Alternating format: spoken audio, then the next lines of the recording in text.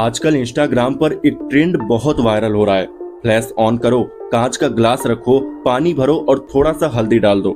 लोग कहते हैं इससे पॉजिटिव एनर्जी, स्पिरिचुअल ग्लो और कुछ तो वाइब्स खुल जाती हैं। पर इस बार जो हुआ वो किसी ट्रेंड का हिस्सा नहीं था, वो एक बुलावा था। विनय एक 17 साल का नॉर्मल सा लड़का जो थोड़ा चुपचाप, थोड़ा जिज्ञासु और आजकल के लड़कों की तरह पूरा दिन फोन में लगा रहता था।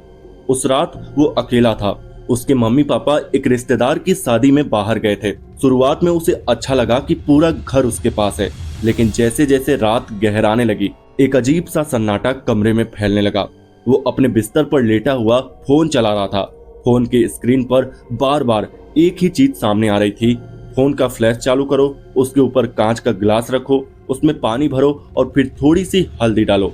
फिर देखो मैजिक, कोई उसमें रोशनी की लहरें दिखा रहा था तो कोई कह रहा था कि इससे ऊर्जा शुद्ध होती है, और कुछ लोग तो ये भी कह रहे थे कि अगर पानी में चेहरा दिख जाए तो समझो कोई अदृश्य शक्ति वहां मौजूद है। विनय ने सोचा क्या बकवास है ये सब, लेकिन अंदर से एक क्यूरियोसिटी सी भी हो रही थी।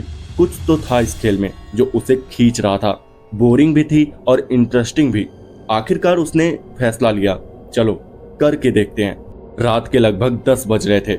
उसने कमरे की बत्ती बंद की, केवल फोन का फ्लैश चालू रखा। फोन को उल्टा करके जमीन पर रखा और उसके ऊपर एक पतला सा कांच का गिलास रखा, वही जो उसके पिताजी की अलमारी में रखा था। फिर उसने उसमें आधा पानी भरा और रसोई से थोड़ा सा हल्दी पाउडर लिया। फोन का फ्लैश भी चालू था और जैसे ही उसने हल्दी पानी में डाली उसे बहुत हल्की सी सरसराहट सुनाई दी। पहले तो लगा कि शायद ये उसकी कल्पना है, लेकिन उसके बाद जो हुआ वो विनय कभी भूल नहीं सका। पानी में हल्दी घुलते ही उसमें एक अजीब सी चमक सी उठी, जैसे कोई सफेद रोशनी पानी के अंदर लहराई हो। विनय थोड़ा झुककर देखने लगा और तभी उसने देखा उस पानी में जो परछाई थी वो उसकी नहीं थी। वहां कोई स्त्री का चेहरा था, गीला हुआ, पीला सा और एकटक देखती हुई। उसकी आंखें सफेद थी, होठों से काली हल्दी जैसा कुछ टपक रहा था और वो धीरे धीरे मुंह खोल रही थी, जैसे कुछ कह रही हो, लेकिन कोई आवाज नहीं। विनय का शरीर एक पल को थमसा गया। उसने डर के मारे गिलास गिरा दिया। पानी फर्श पर फैल गया, लेकिन फोन वहीं पड़ा रहा। अब भी उसका फ्लैश चालू। उसने जल्दी से फोन उठाया, लेकिन उसका स्क्रीन फ्लिकर कर रहा था। कभी चेहरा दिखाई देता तो कभी अंधेरा। वही स्त्री बार बार दिखाई दे रही थी। उसे लगा शायद ये किसी प्रकार का छलावा है, लेकिन तभी कमरे का दरवाजा अपने आप जोर से बंद हो गया। विनय ने चौंक कर उधर देखा, कोई नहीं था, लेकिन जब उसकी नजर टूटी हुई गिलास पर पड़ी तो वो फिर से खड़ा था और उसमें अब भी पानी था और फिर से हल्दी। उसने तो वो गिरा दिया था, लेकिन वो जैसे अपने आप फिर से वैसा ही हो गया था।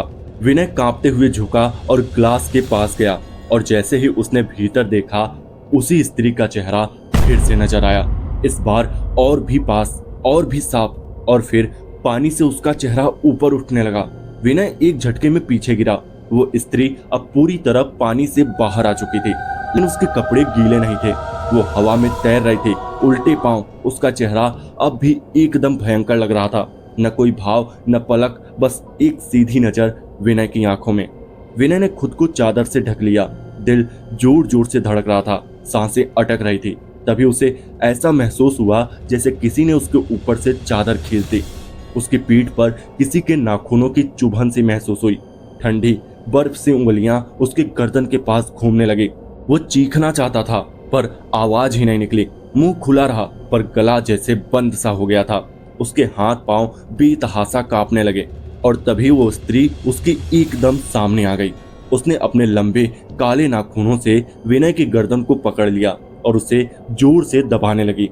वो कुछ बोल नहीं पा रहा था, बस छटपटा रहा था। फिर अचानक विनय के मुंह से एक जोरदार चीख निकली। ये वही चीख थी जिसने पड़ोसियों को जगा दिया और उसकी माँ के फोन पर मैसेज पहुंचा दिया। अगले दिन सुबह जब उसके मम्मी पापा लौटे तो उन्होंने देखा कि विनय फर्श पर बेहोश पड़ा था। उसका फोन वहीं पड़ा था। फ्लैश अब भी जल रही थी। उसके गले और कंधे पर नीले निशान थे, जैसे किसी ने नाखूनों से कसकर दबाया हो।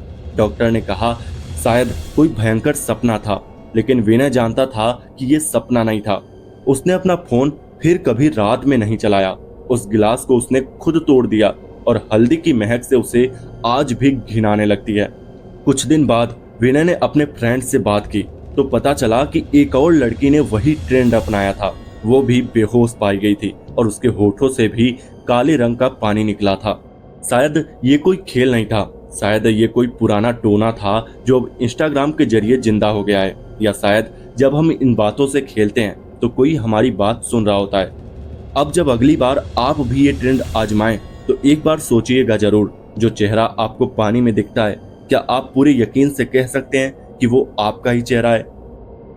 तो दोस्तों, कैसी रही ये कहानी कमेंट करके जरूर बताइएगा, और चैनल पर नए हैं तो चैनल को सब्सक्राइब करना मत भूलना।